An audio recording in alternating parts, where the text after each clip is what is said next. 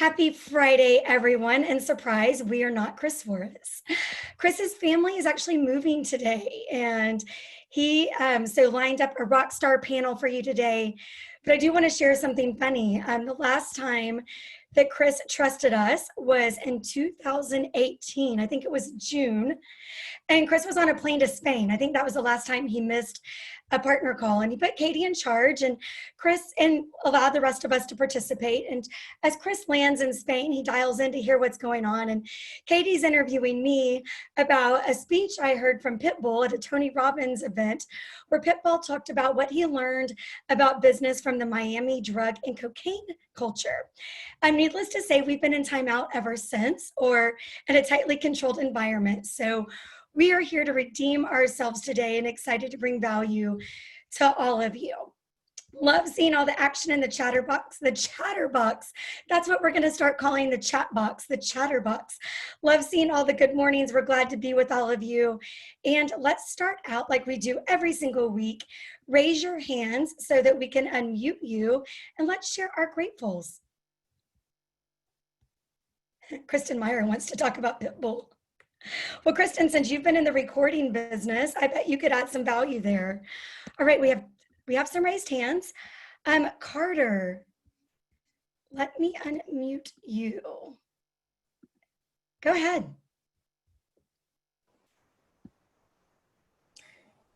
Good morning, Holly. How's it going? So good to hear from you, Carter. Yeah, thanks. So my gratitude this morning is for Christina.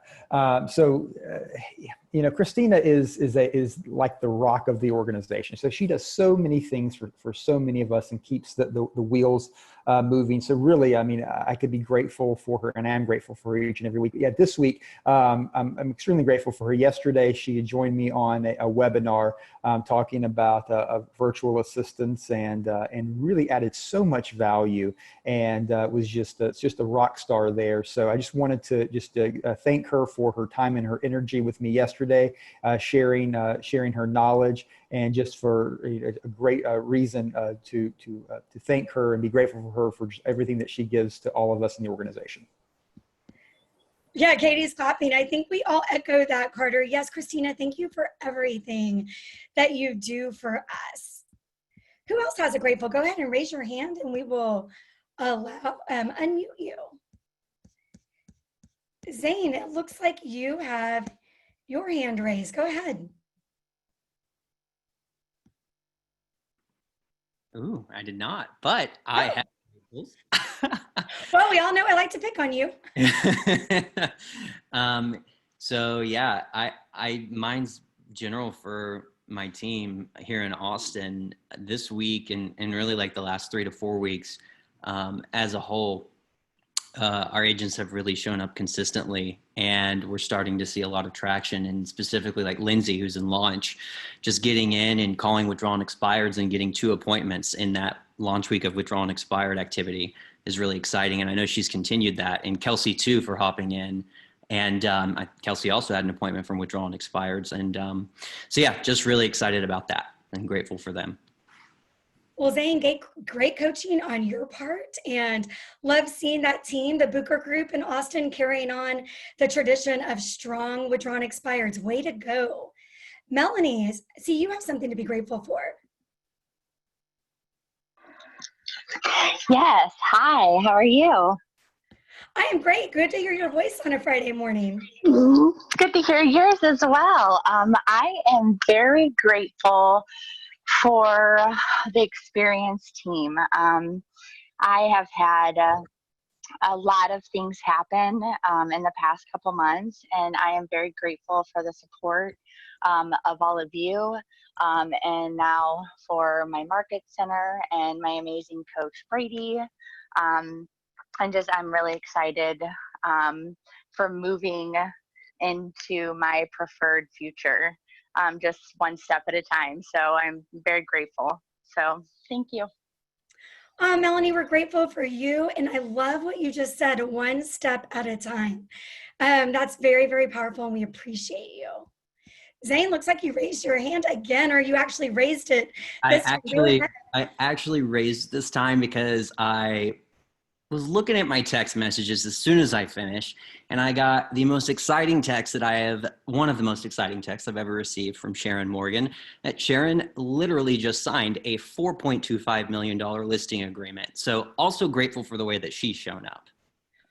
Wow. Sharon, that is amazing. And Zane, I am glad that you raised your hand actually this time. That is an amazing share and a great way to start a Friday.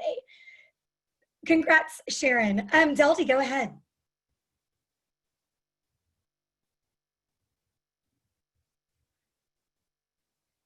Delty, it looks like you're still on mute, but we would love to hear from you.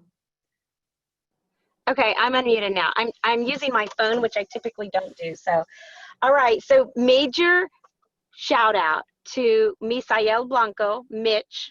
Mitch it was a past client. He showed her a property at South Padre Island. It's one of the biggest closings we've had together. It was closed in 2 weeks. So congrats to Mitch on selling one of the most beautiful condos at South Padre Island. And he's on his way to go list the penthouse at this complex at the island this weekend, $1 million penthouse. So I'm super proud of him. And also Rocio, she is just rocking it because of her consistency in just doing the work. She, I believe, is bringing in about 3 listings this week. So just for staying with it, and more importantly, trusting the system and doing the work. I love that. Way to go. And that consistency pays off. So let's move over to our values. Who did we see demonstrate our values of growth this week? Giving, relationships, opportunity, wealth, thanks, and humility. And before we dive in, I actually have one. I want to share that Martha Robles in California, so much growth on the career visioning process this week. Finished one of her first packets of going through the process, was really honest about where she wanted to grow, dove right into the CV tactics session yesterday with really great questions and ahas. And another person who demonstrated tremendous growth yesterday, Miss Amanda Ponce in Austin, Texas, really added powerful insights about what she's learned over the past year and how that's impacted her recent hires. So great growth there. Really appreciate y'all. Who else wants to share where they've seen growth? John Powers. So I want to give a big shout out to Zane Collins, who is kind of the star of the show already, I guess, today. But we had this is for giving. So we had a Children's Cancer Association meeting for our big virtual gala that's coming up. And actually Zane, it's mostly Portland leaders, and we're building that. We're expanding our growth for that organization. And Zane got a special shout out in our group of about 70 table hosts as a shout out for a ambassador in the Austin, Texas area. He has a fundraising goal for his table of $20,000 for the gala, which is amazing. They've already personally committed $10,000 and they're offering that up as a match. So I just thought that was amazing to see in a board environment that I'm used to being mostly local in Portland, to have Zane show up in a big way and get a shout out was pretty awesome. So thank you, Zane, for everything you do for our organization as well as for the Children's Cancer Association. And I know you'll hit that 20K goal for sure. And John, I love the example you set, and that we're allowing the expansion model to be beyond business and to that giving. It's pretty awesome. Who else has a value that they would like to share? Go ahead and raise your hand.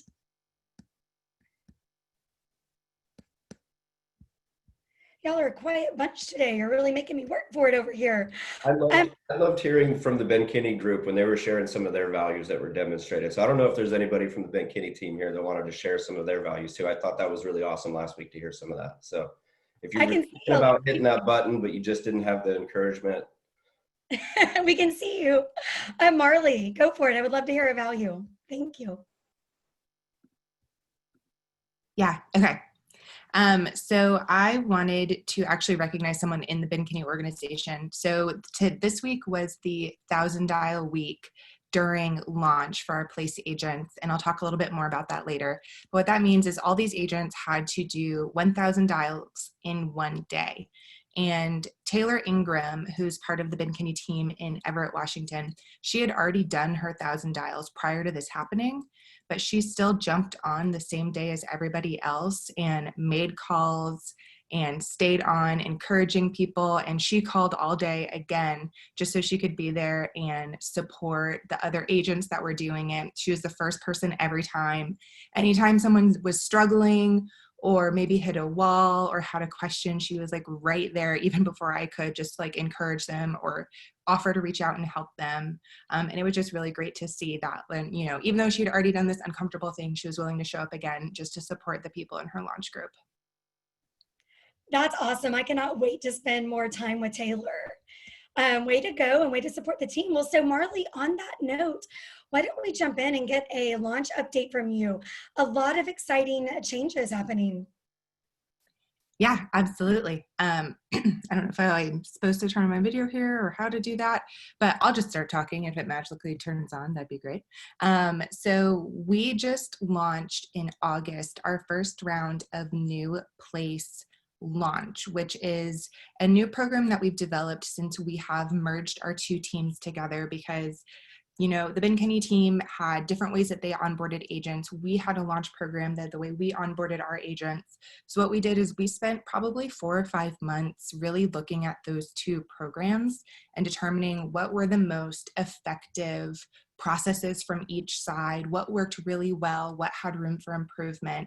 And the cool thing was, much like a lot of the things that we've seen in the merger, where we maybe had an opportunity, they had a strength, and vice versa. So we've come up with this really awesome program for agents. And the cool thing is, it's going to be open to everybody in October. So all of our agents across the entire Place organization are all going to be going through the same launch in October. But we've been doing some kind of testing with it the last 2 months with some of the Ben Kinney agents. And I say testing, even though we currently have 94 people in it. So it's a nice big test. And it's been really awesome just to see everything that these agents are accomplishing and the willingness just to jump in like 100% and give it their all. And some really cool statistics that we're seeing, you know, we may only be about 30 days in or even 5 days in for agents who started this week. So we've got some of our leading indicators that we're looking at. You know, in this last week alone, between those agents, they did 6,800 outreach to their sphere. So just in our organization, just between agents and launch, 6,800 people in different spheres of influence all over the country were reached out to and touched. And that has led to appointments and referrals and showings and pendings, which is just super cool. And in addition to the sphere outreach, this week alone, 26,000 dials were made. So on top of reaching out to sphere, these are a lot of times too, guys, brand new agents, people who 3 weeks ago were not practicing real estate and have come in and in 1 week are making 26,000 dials. And I would probably venture to say that if you looked at most Keller Williams market centers, there are not 6,800 sphere outreach and 26,000 dials being made in 1 week. And we're doing that with our newer agents to the team through Launch Alone, which is really, really cool. And we've had some great results with the launch programs that we've had in the past. And I just want to recognize, you know, a few people. The intention behind our launch is to get people first and foremost into quick production. A lot of times you go to training and you're just sitting there and watching webinars. I always tell people our intention is not for you to feel like you're in real estate school again and you're just going to be sitting listening to me like womp, womp, womp, womp, womp at you for the next 100 days. The intention is to just take the information bite by bite that you need each week and go forward and feel confident to be able to do that week's activities and get those results. And we've seen that with a lot of our agents. So we've got Chris Clark, who is part of our August launch group with experience, and he put 3 pending in his first 30 days. So if you are wondering about results and the activities and showing up, and what I love about Chris is, you know, he just showed up and was like, tell me what to do and I'll do it. So there might have been things that were outside of his comfort zone. There might have been activities that, you know, he hasn't done in a while or hasn't even like completely dove into, you know, in his real estate career, but it was on the checklist to do that week. So he did it. And that's led to 3 pendings in 30 days. And then we've got Jason Horde, who actually just graduated from launch. And during his 100-day first 3 months with us, he actually did 13 pieces of business during launch. So the results are there. It's really cool to see our agents that are plugging in and they're going through are not only learning the tools and learning the systems, but they're actually going out and seeing tangible results in the, in listings, in pendings, in closings, which we know that the average realtor, according to NAR, does 4 transactions a year. And our average agent in their first 100 days is doing at least 5. So it's pretty cool to see that we're outpacing the whole industry just in our first 100 days with our newest agents alone.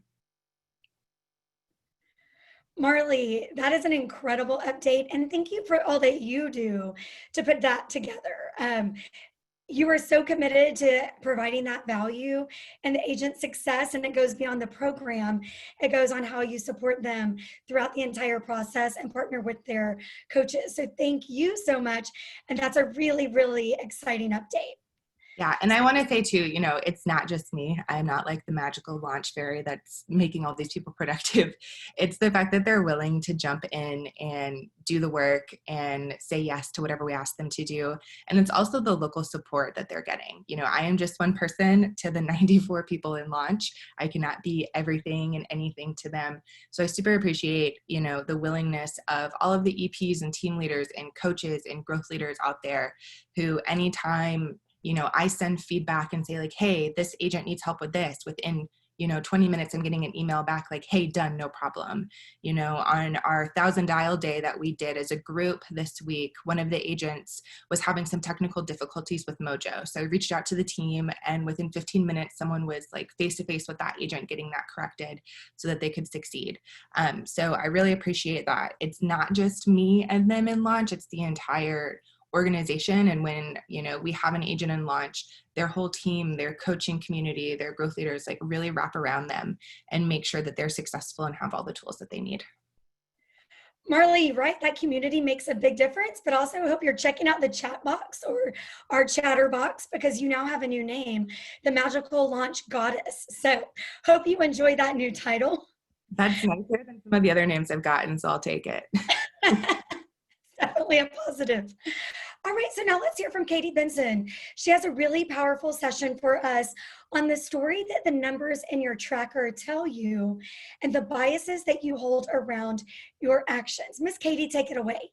You got it. So thanks, Holly. As I was building out the content for today's call, it struck me that this may feel a little bit like a bipolar conversation, because we're going to be talking through the story the numbers in your daily tracker are telling you, and woven throughout,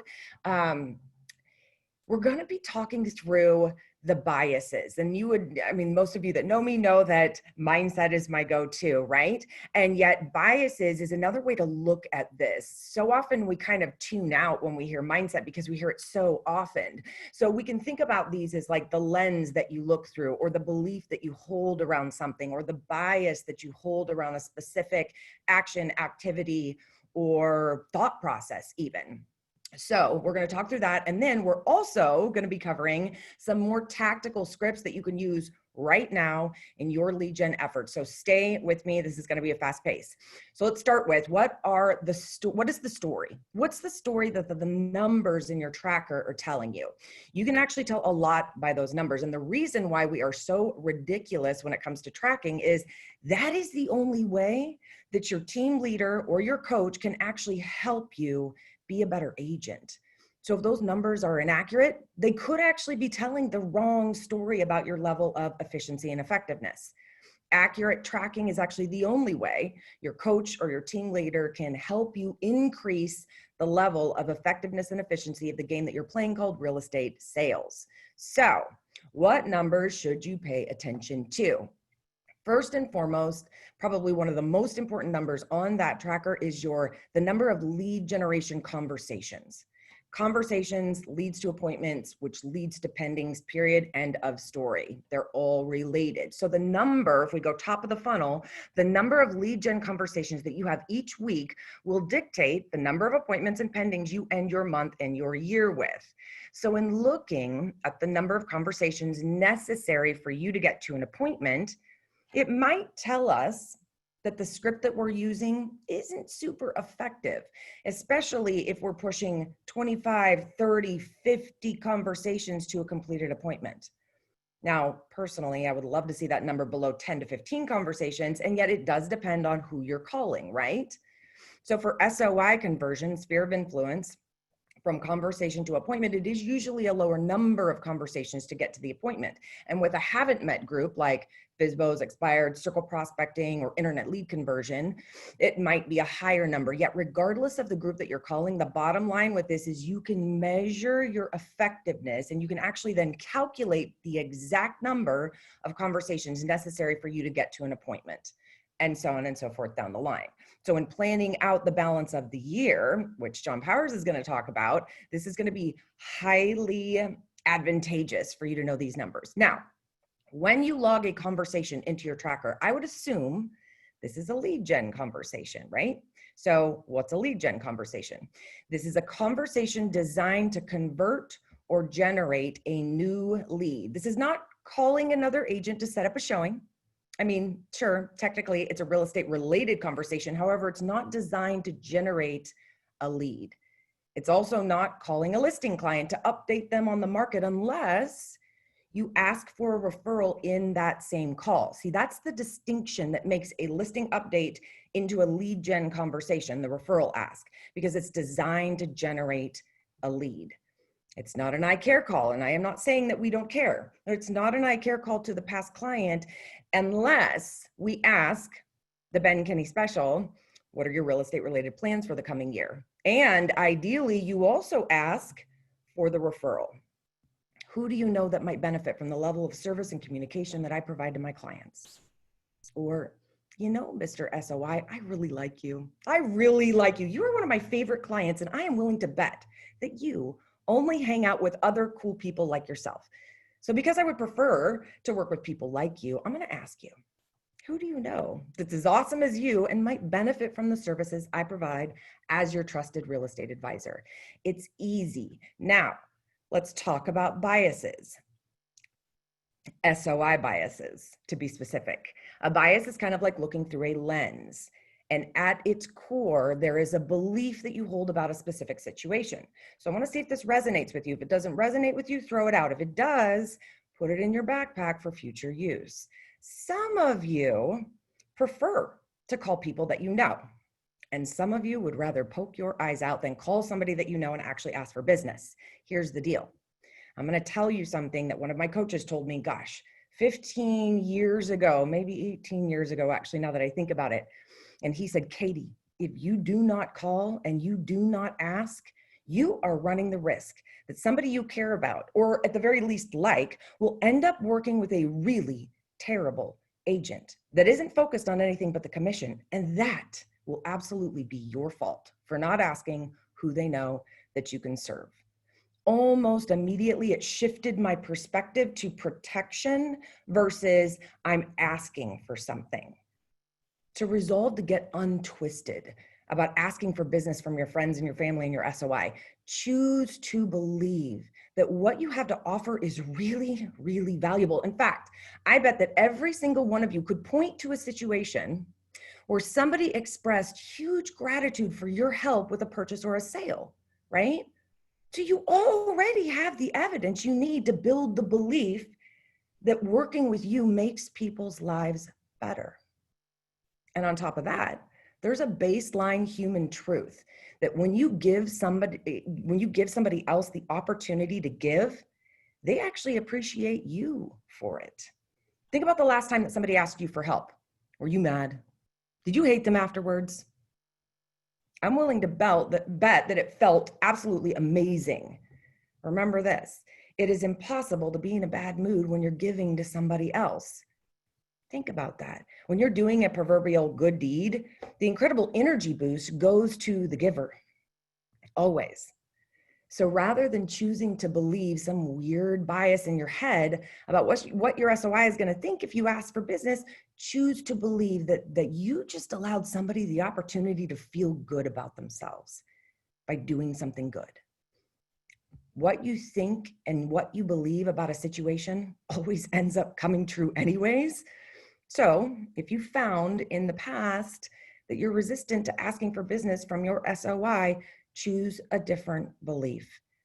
Chris always says this, right? The brain is plastic. It's called neuroplasticity, which means that no matter what age you are or how long you've been doing something a certain way or how long you've been believing something, no matter how long you believed a gross untruth, the brain has the ability to build new neural pathways and create new belief systems. And who controls the brain? You do. You do.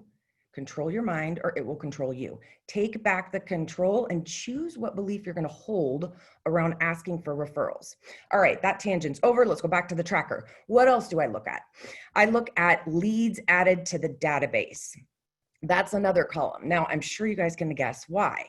If the definition of a lead is somebody that must transact in the next 90 days, so everybody else that is 90 plus days out is a nurture, the more real you can get with yourself and the more skilled you are at gathering real information about the timeline, motivation, and ability of the prospective buyer or seller to purchase or list, the better your predictions on close production become.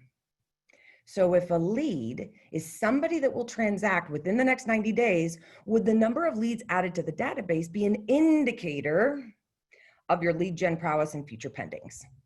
It would.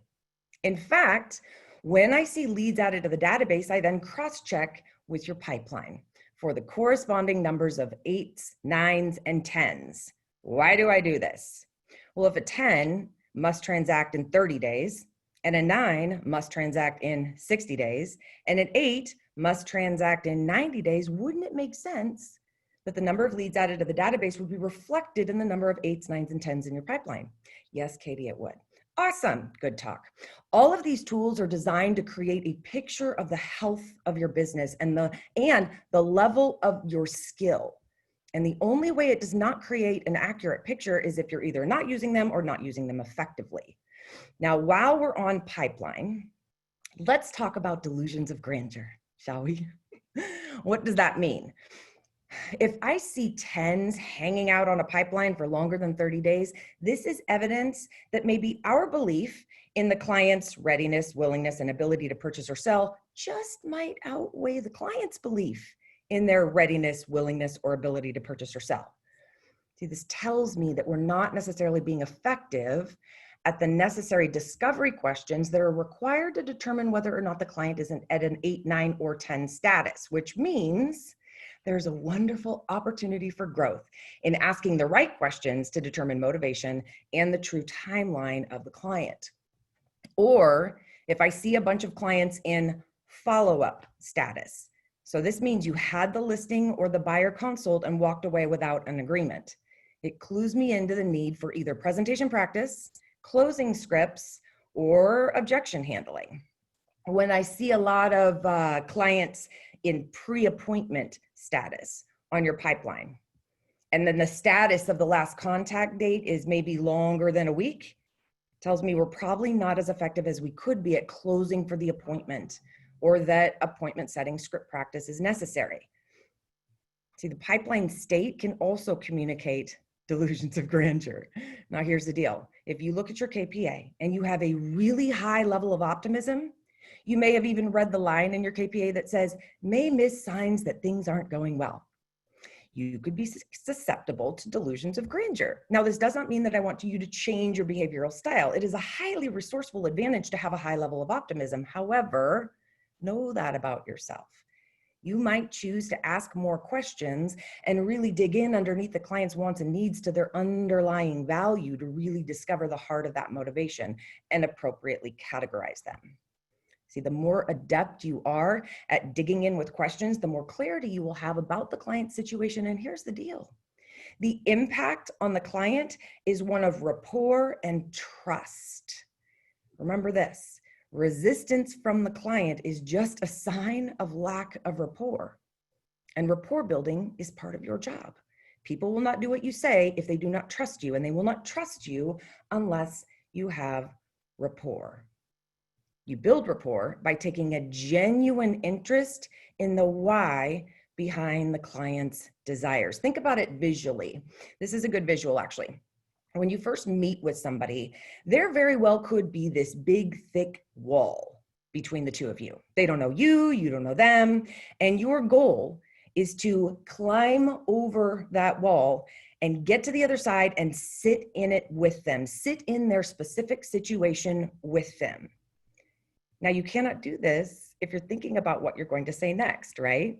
No, right? You'll miss really important nuances of communication, the things that really cause people to feel heard. And yet, the moment that they feel heard and understood, because it's a baseline human need to be understood, validation, they will tie those incredible feelings to you in the form of trust, because you get me, because they feel you really get them.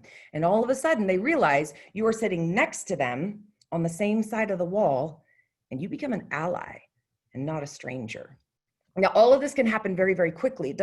Now, a word of caution for those aggressive personalities. It doesn't happen if you grill them. If you just keep asking the questions rapid fire without stopping to ask for more details about whatever it was that they just said, it will feel like grilling. So let's look at a specific example of this. Let's say a buyer walks into an open house and I ask them, gosh, nice to meet you. What's most important to you about the home that you would choose to purchase? Well, we really want to be in this specific neighborhood. Me. Oh yeah? It's a nice neighborhood for sure. And I'm curious, what attracts you to this specific neighborhood? Notice I'm feeding their specific word right back to them. Well, it's safe and our kids can play in the street without us being worried about them. I can totally appreciate that for sure. Is the neighborhood you're currently living in not as safe? Well, it's really not actually. And our house is on a really busy street and the yard is it's really small. You know, I have a kid myself, and even though she's 21 now and doesn't really care about the size of the yard, when she was younger, she loved her swing set. She'd spend hours in the backyard playing fort with her friends. So that tells me that you're actually incredible parents, because you're putting the needs of your children above your own. So I want to commend you for that. And it actually makes so much sense that you'd be drawn to this specific neighborhood because it's in a cul-de-sac. And this house in particular, because it has a massive backyard, as you can see. I don't know if you noticed this, but there's actually a park just 2 blocks away. So what I'm hearing you say, Mr. and Mrs. Buyer, is the main reason you'd fall in love with your future home is related to neighborhood and yard. So if those are your top 2 desires, what else can you tell me about the features of the home that you would love to live in? What else is important? What else is important? Is anything else important to you about your future home? Right, then I'm going to want to know their timeline. Mr. and Mrs. Client, it's important to me to really understand your level of urgency here. So talk to me about your timeline. If we had to scale how important it was for you to move into your new home quickly, and we use the scale of 1 to 10, with 10 being 30 days and 1 being a year from now, where would you fall on that scale? Doesn't feel like an interrogation yet, does it? Then I'm going to want to know about their financial position. Mr. and Mrs. Buyer, let's talk about the investment that you are willing to make to provide your children with a safe neighborhood that they can play in and a yard that really allows them to use their creativity and play to develop into incredible little humans. I mean, I totally get that you can't put a price on your children's happiness. And yet, when you think about the features you desire and the preferred location of your new home, what is the largest amount that you would choose to invest? And what is the desired amount that you would invest? What I mean by that is, what's the range? What is the most you would invest? You know, the amount that you don't want to go above. And then the desired level of investment, like it would be really great to only invest X. At this point, the wall is gone. There is no wall. And in a conversational way, I'm digging in and validating, digging in and validating, digging in and validating. Did any of that feel like an interrogation? Conversation, right? I am climbing over that wall and sitting in their specific situation with them. They feel validated, they feel heard, and they feel understood. Plus, I'm sure you all notice that I'm using their exact words back to them. There's an art to rapport and connection, and some of us have it intuitively and some of us have to work at it. But the great news about that is it is a developed skill, and you can increase your level of effectiveness at rapport building. All right, that tangent's over. Let's go back to the tracker. What else might I actually look at? I might look at the number of dials it takes you to get to a conversation. I might also look at appointments set as opposed to the number of appointments completed. Now, what on earth do those two things actually have in common? Let's go back to the initial statement, ability to build rapport. If you're dialing and leaving messages, you're never gonna get a call back unless the message is compelling. If you're setting appointments and people are not showing up, so if I see a crazy high number of appointments set and perhaps 30% of those are actually completed, it might lead me to believe that there is some skill development necessary around cementing the desire within the client such that they would never miss that appointment. Usually it means I didn't effectively communicate the value of meeting with me. Perhaps it means that the voicemail I left was not compelling, or I didn't leave one at all, which clearly means resistance in the client is a sign of what? A lack of rapport. Can you build enough trust over the phone to cause deep intrigue in a client? Can you build enough rapport over the phone such that they wouldn't dream of missing the interaction? Can you do a cold call to somebody that you've never met and achieve the same thing? 100%. You absolutely can, and it requires skill. So if we go above that to top of the funnel, what does it require of you first to be able to do that with somebody that you've never met, never talked to on a straight up cold call? First, it requires you to believe beyond a shadow of a doubt that they will be missing out if they don't meet with you. You have to truly believe in the value that you provide as a real estate consultant. Otherwise, you will be unable to convince them because you can't even convince yourself. Here's the thing, guys. We've seen a ridiculous number of listings coming from just listed and just sold calls recently, along with a rise in listings coming from cold, straight circle prospecting and open house circle prospecting, which used to be like one of the lowest conversion ratios for a lead source, meaning you have to make a very high number of dials to get to a conversation. And I'm not even talking about the number of conversations to an appointment. So let's talk about how that's happening. How do you build trust and rapport on a cold call and create urgency around what you have to offer? An even better question might be, how do you do that with a voicemail? 2 words, skill and psychology. Dun, dun, dun, dun. We're going to use our energy, our voice inflection, and our words for the skill part of the equation. And then we're going to pair that with just 2 of the main drivers for most personalities, FOMO and herd mentality. Now we could talk all day long because there are many psychological drivers of the human condition, and you're really going to want to hear what John Powers said, so I'm not going to take up the full hour, so we're just going to cover 2. What's going on in the current market that sellers may not know about? Low inventory, right? Multiple offers, and ultimately more money in less time for sellers. Flip the script, and what's unprecedented about the current state of the market for buyers? Rates super low, right? 2 incredible messages for buyers and sellers about this market right now. So we have the compelling message. What's also working in our favor for both buyers and sellers right now? COVID. They've been at home long enough to notice why their current living situation is just not working for them anymore. So let's talk about the script. Let's talk about a just listed or just sold call script that's working. They contain a compelling message, facets of FOMO and herd mentality.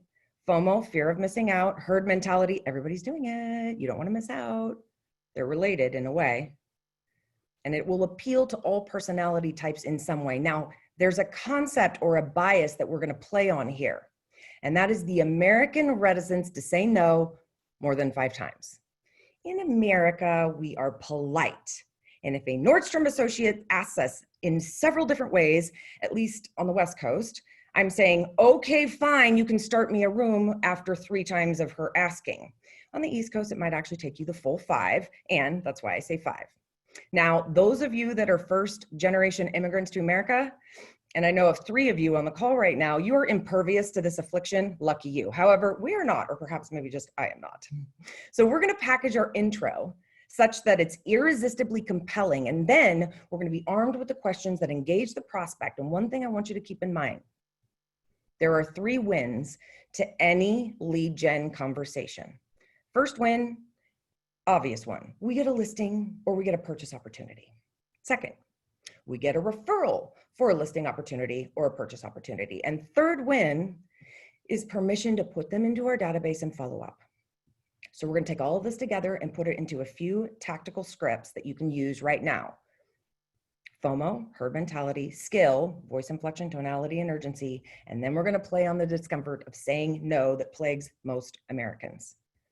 So straight up cold call into an area. Let's say you do your research. This is an area that you want to be in. You want listings in. It's got the lowest inventory, shortest days on market, highest list to sales price ratio. Pull your list and dial. Hello, is this Mr. Smith? This is Katie Benson with Place Inc. And the reason I'm calling today is because your home is the hottest, fastest selling neighborhood in our entire city. Did you know that? No. Yeah, it's happening. And the way I see it is you have a unique window of opportunity to get the most money in the least amount of time. So if you even slightly considered selling anytime in the last 5 years, not really. Well, right now, it's time to get top dollar in a really fast sale. So would you consider selling if an attractive offer was presented on your property? I don't know. I haven't thought about it. I can appreciate that. I mean, I just called you out of the blue and perhaps it's not something you've even thought about. And sometimes we all miss incredible windows of opportunity, you know, like buying Apple stock at the inception of Apple. Man, I'd love to own some of that right now, wouldn't you? I guess so. So if you're really happy in your house, the one you're living in currently, do you know of any neighbors that would be interested in taking advantage of this unique time in our local market? I don't know. Well, that's fair. That's fair. How about this? Which one of your neighbors do you wish would take advantage of the opportunity to move out of your neighborhood? Maybe you get a little chuckle there. I really don't know anybody. I don't. So how many no's am I at now? 4. Thanks so much for thinking about that, Mr. Smith. And in the event that you ever do consider selling, would you be offended if I kept in touch with you? Pattern interrupt. Now their no becomes my yes.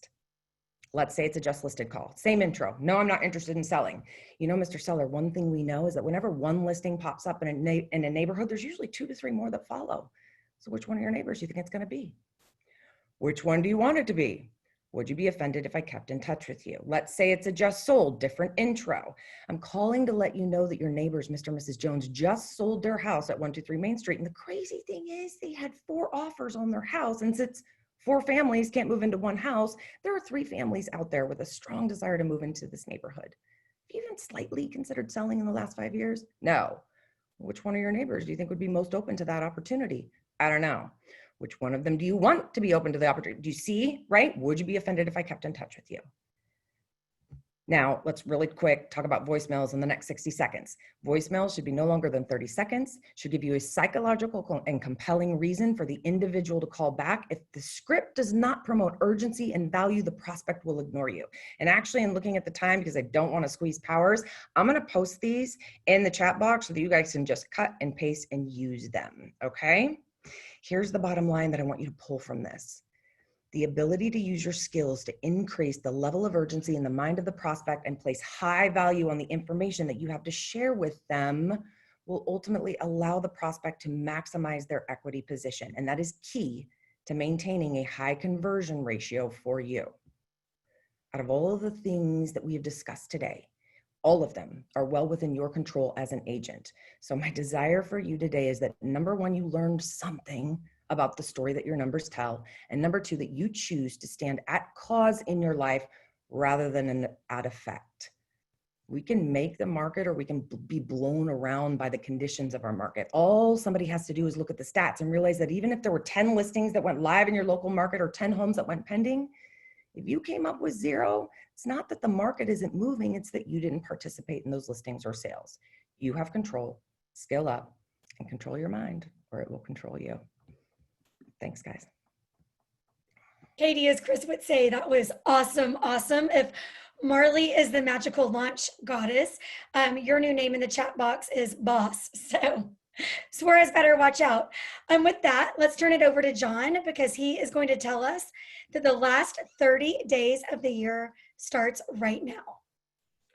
All right. And my phone's been blowing up with everybody wanting those scripts. So we will make sure that we get this out so everybody continue to skill up. So that was pretty amazing. Thanks, Katie. Thanks, Holly. All right. So Holly gave a little intro in terms of what I'm going to talk about, and then we're going to talk about how to get there. But what does, put it in the chatter box as Holly has named it now. What does September mean to you as a realtor, to us as realtors? Put it out there. What does September mean for us? What should it mean? Wedding month. All right, Alex Frank. Start of the fourth quarter, Carter Williams. Yes, absolutely. End of our year, Amy St. Pierre. Thank you so much. Stretch run, Todd. Phenomenal. Wrap it up. All right. I wasn't sure, Susan, if you're telling me to wrap it up or if you mean the year is going to wrap up, but we'll do both here. All right. So yes, thank you guys for nicer weather. All right. A mixed batch of some great answers and good answers for sure. All right. So I want to talk about that, guys. So what Katie actually pointed out, she mentioned it kind of casually in passing there, is the average sales cycle that we go through as realtors. And she talked a lot about pipeline, 8, 9s, and 10s. So a lot of this, hopefully you guys were looking at your 8s, 9s, and 10s a little bit differently, and then looking at the end of the year and saying, what do I need to do? So we know that the average cycle, at least in this market right now, from procuring a client to the close of escrow is about 90 days. Remember, we have to procure that client. We have to show them homes, get them listed, right? Days on market, ultimately get an offer, escrow, closing. That's about 90 days. And that might be actually quick for some of us, right? So knowing this, the next 3 weeks of this month right now, which is, I love that we're having this call at the beginning of September because September matters. Next 3 weeks of relationships built will absolutely determine how we finish 2020. And now if you think about that a little bit further, right, since we're about to start some business planning, how we act and the activities that we do in the next 8 weeks will absolutely affect our Q1. And I have to think, I was actually listening to a webinar with some top agents, and it was interesting. They did this last year, 2019, they did this huge push. And for our organization, December tends to be the busiest month. And I believe it's because of this push. But if you looked back into the fourth quarter of last year, for those of us that were really pushing and really driving and stepping up those activities to really finish out the year strong, well, what happened in January, February, March? Well, what happened in March, right? Everything changed. Do you think do you think your success during COVID might have been predetermined based off of your fourth quarter activities? Was your pipeline a little bit more full? Were you building up strengths and skill and activity and pushing yourself to actually push you through that March? Absolutely. So we have about three weeks. We have September right now. So look at your goals, look at your gap, look at your pipeline. Who do you have that's there that should be an 8, 9, or 10 that will transact? And then what's the gap? How many relationships do we need to build now this month in order to hit our 2020 goal? You see, the problem is we, October, November, we start business planning and we think we got it. And then we just forgot that we need a little bit more time actually to procure these clients and build these relationships. So with that said, I started thinking about runners in like a 1,500 meter race. Has anybody seen what happens on that last lap of the race? What happens in that last lap? They go really fast.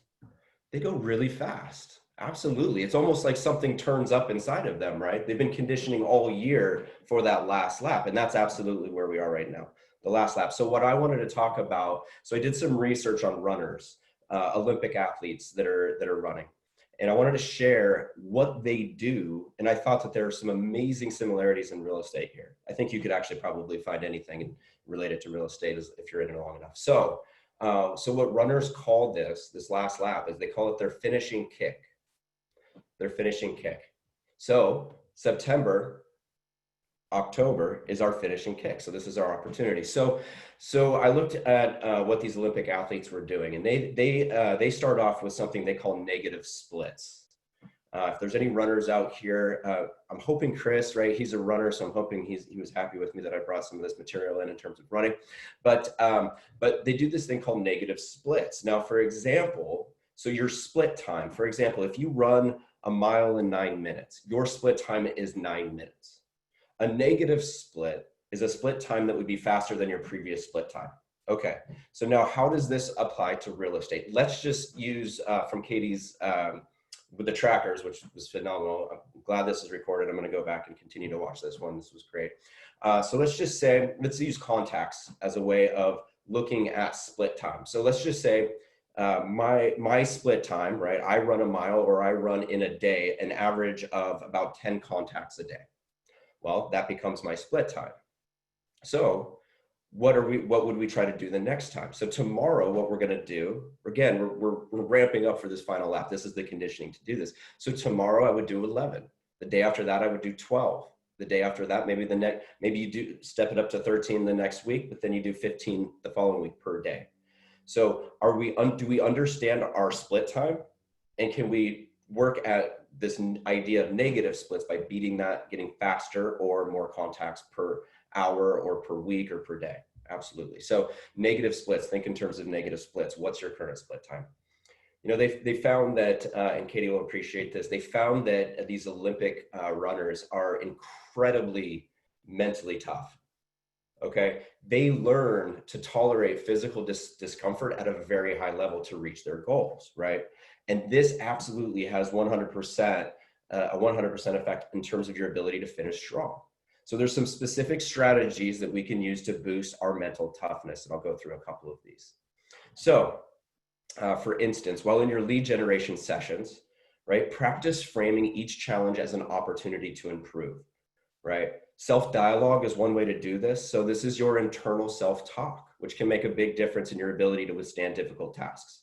So for example, if you have a tendency to miss your goal, maybe that's a contact goal for the day, maybe it's an appointment goal for the week, maybe it's making those 1,000 dials in one day as part of launch. If we're missing our goal, we might have a habit of practicing self-talk where you list the reasons why quitting might make sense.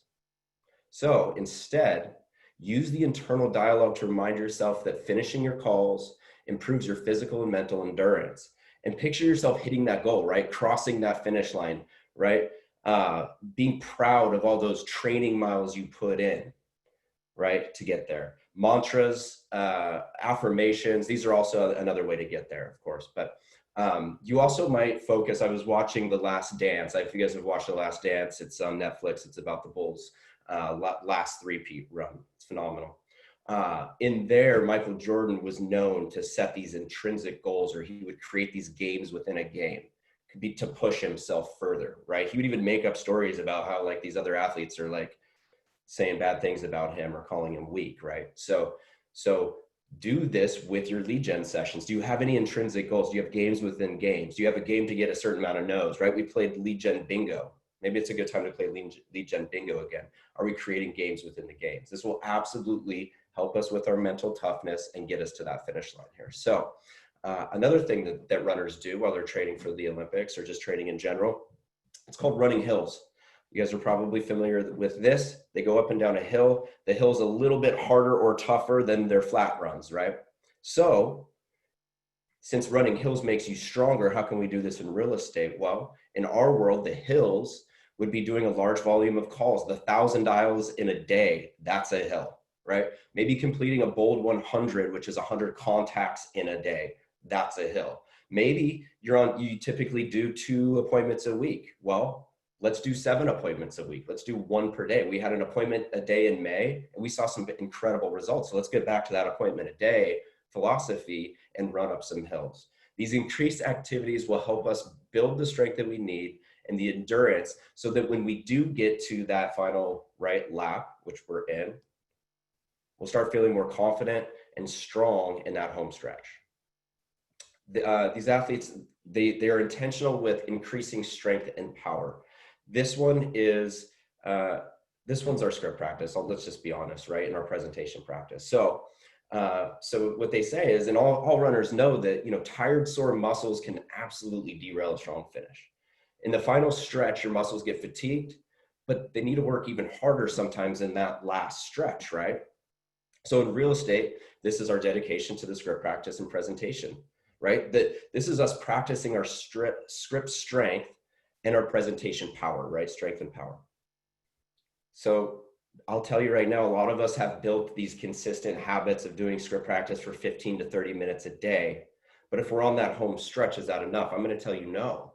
We need to increase strength and power. And there's one way to do this. We need to be doubling down on our script practice and our presentation practice. Because if the amount of at-bats go down, then our conversion matters, right?